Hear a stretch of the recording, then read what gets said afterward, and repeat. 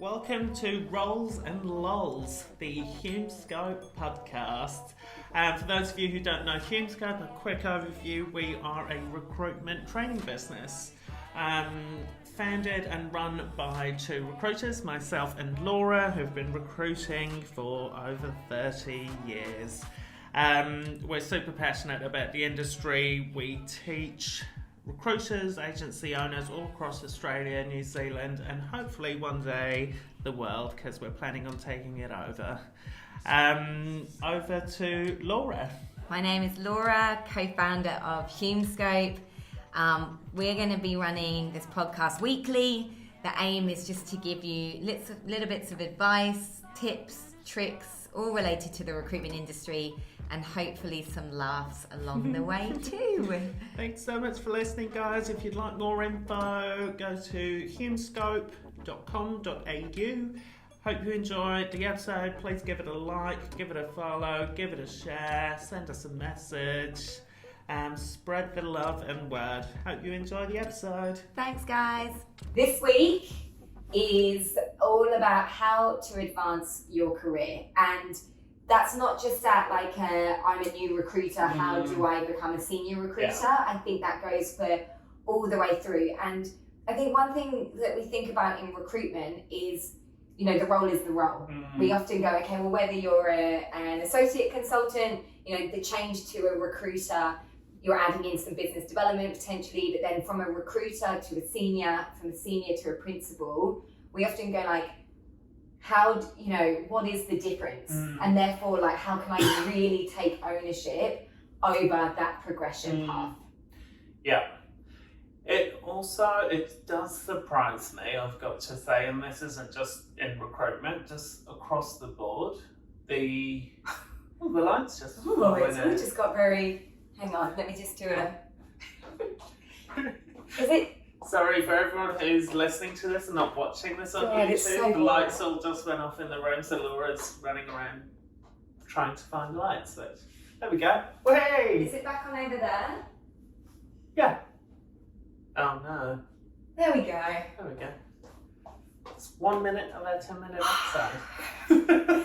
So professional. What I do find is people don't take ownership of their actual career, and they sit, and we interview, and most of you listening will be TAs or recruiters, and you'll hear this all the time. Oh, the company didn't do this to advance my career. The manager didn't do this to advance my career. Yes, the company and the manager can often provide you opportunities, but what they can't do is drive you in your career.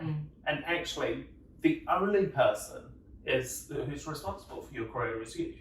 And so if you're not driving it, you're not looking for ways to develop, you're not looking for extra projects, you're not being the best version of yourself, and at a certain point it stops becoming about technical skill and it becomes about the person that you are, the value that you add outside of your technical ability. And so if you're not cultivating relationships all across your business, that's not just your hiring manager, it's managing director, it's the ops person, it's the marketer, it's everyone within that organisation. If you can, and I think this is the biggest lesson and why I think I excelled in my career so quickly, not excelled, but advanced, was I was able to actually cultivate these relationships internally across the board. And so you had huge buy-in from everyone to go, yeah, that's the person that's going to be our next COO. I was far too young to be a COO and didn't have any experience. Didn't know what he was doing, guys. Everyone was behind that decision, and the MD knew it at the time. He could promote a 28-year-old into the COO role, and everyone would go, yeah, great decision. Versus me not cultivating those relationships and the MD going, I'd like to promote you, but no one's going to buy into you because you're 27. You've only got 6 years recruitment experience. You've not led huge teams before. I can't promote you. That's what would have happened. And so I think at a certain level, it stops becoming about the technical skill, and you personally have to invest in, well, how do you develop relationships? Do you read a lot? Do you go and source different types of training and development for yourself? Because that's what will be the defining factor in you being promoted and excelling. It's such a good point, because you're right. Like, and often with the technical skills, you can only learn them on the job that you're promoted into. I think it's the willingness to learn, the openness. It's, you know, it's it's the personal development, developing your emotional intelligence, your self-awareness. And, you know, when we talk about developing, it doesn't always have to be that traditional path to management either. You know, I think a lot of recruiters go, well, you know, I don't necessarily want to be a manager yet, or maybe ever. So what are the options available for me? And I think you can suggest those. Like if you want to focus purely on client relationships, literally write, you guys are in recruitment, you know, write a job spec of what that dream role would look like and pitch it to your manager. If you think that your business could really do like a candidate engagement platform, or you're really tech savvy and you want to look at introducing new technology, can you spearhead any projects? And I think we often think about development of just being that classic career path into management, where it's actually, I think it's about going, where do I want to be? What do I want to do with my career? How do I pitch that? And whether it's now, it happens immediately, or it happens in the future, at least I've expressed my interest and I can create that opportunity. That's such a good point. That's such a good point, especially in a recruitment agency, because we know how to position that. I mean, we all know in recruitment you have to add to the bottom line. And if you can somehow carve that out, and it doesn't need to be that you want to progress in recruitment. Imagine you're a recruiter and you're like, I've got a really good ability across marketing and I love that space, don't have any actual experience, but at some point I want to join a marketing or creative role. In that scenario, I would put my hand up for every single thing to do with socials and go, I know I'm a recruiter and that's my responsibility, I will build, but also can I take charge of the socials? Can I take charge of our marketing strategy and come up with ideas? Often recruitment agencies won't have a lot of extra support staff, it'll mostly be recruiters. You run lean, right? So you've got huge opportunities outside of your one role as a recruiter if that's the direction that you want to go in, and you have to be creative. And I think there is a commitment to extracurricular. Yeah. And it's not, and I think if you look at that like, I don't want to do something for nothing, that's when I think you almost, when you're looking at career advancement, you almost have to go, I know that this will lead to what I want, so I'm going to commit to it now, and even if I don't get an immediate outcome out of it, I know that at least it's growing my skill set and I will see the benefit somewhere. And I think that we're often so busy in our day-to-day that it can be really hard to take on extra projects. It's like, cool, if I want to see you, you know, becoming a manager or starting to become a leader, you need to be investing in your personal development or some kind of mentorship program, or can you run some extra training with the team? And I think sometimes it's then like, well, I'm doing all this extra stuff for nothing, but it's not, it's developing your skill set. And I think what you have to have first when you're thinking about career advancement is, I am upskilling myself for my future career. And it's not about, I will do this now to get that promotion. It's what skills can I build, because that will serve me in the long term. And I think it's, like you said at the beginning, I think it's actually more of a commitment to your own learning and development path, which will ultimately lead to promotions and or other opportunities. I think ultimately that's what it comes down to. Love that. You had a really, really good point, which I didn't think of before recording this, is how you see it. Because often you hear consultants go, oh, they want to put me on this course and I don't have time because they're expecting me to still bill and do this course. It's like, of course they are. They're trying to better you, you idiot. Spend time on it. It's bettering you, not just the business. You're going to take those skills away. The business is not going to keep your skills somehow. So yes, if they're expecting you to still bill and do this on the side, of course you should do it. They're spending money on it, no doubt, or resources. But with that, if you're really not interested in something, say to your manager, you know what? I don't want to do that. That won't serve me. Can I do this instead?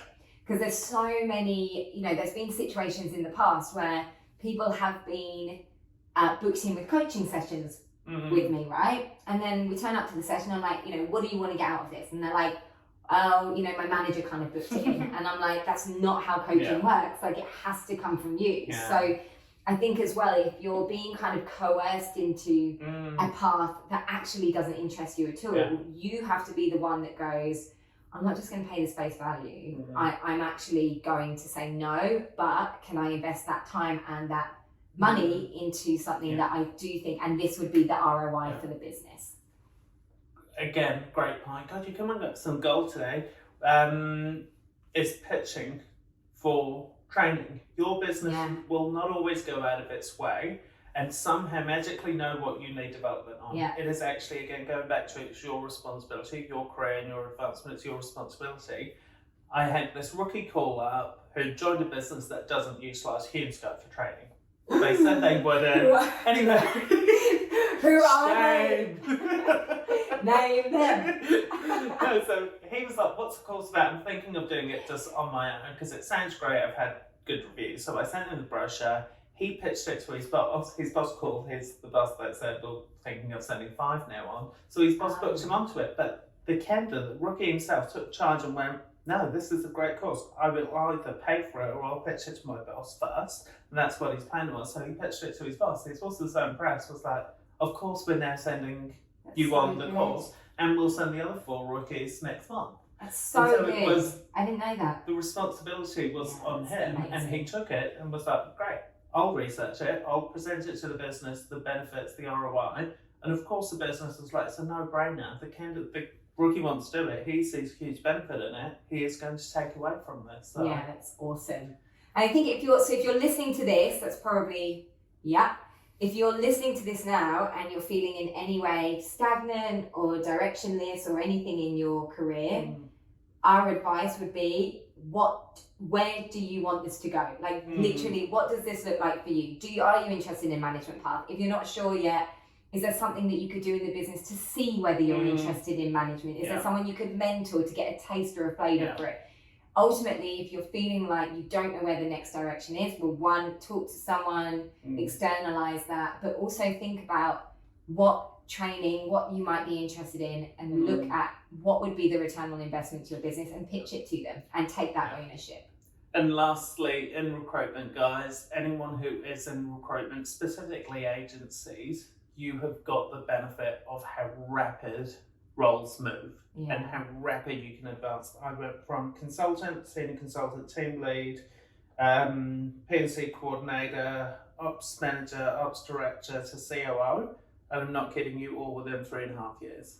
So things move rapidly if you're willing to invest in yourself and really push yourself. So it isn't a case of, well, I'm just a recruiter and I don't really know where this role goes. I'm feeling stagnant. It's your responsibility. Go, take charge, research, talk to people in your industry, see what different paths people have taken and actually carve out a route for yourself. Because if you don't, yes, you will just be a recruiter for the next 20 years if you don't take charge of where you want to go. Yeah. God, that was such a You know what we serious need? note. You know what we need at the end of this? I wanted to start playing like Katy Perry. You got the eye of the tiger, like just some kind of real empowerment music. Oh, that fired me up. Okay, that's it for this week. Thanks, guys.